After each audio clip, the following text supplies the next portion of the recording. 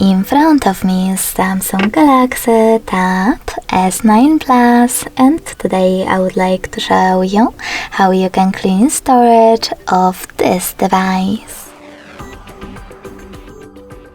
First of all, open Play Store and click on the search bar. Then type in Files. Now you need to locate and download free app called Files by Google. When it's ready, open it. Then select Continue in the pop-up and tap on Allow. Following that, just click on gray sweater next to Files by Google and click on Clean on the left above Browse section.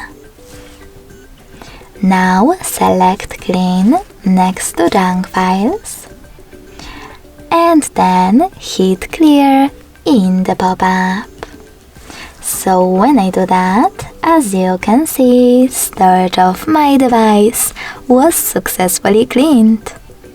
Thanks so much for watching. If you enjoyed this video, don't forget to leave a like, comment and subscribe. Bye!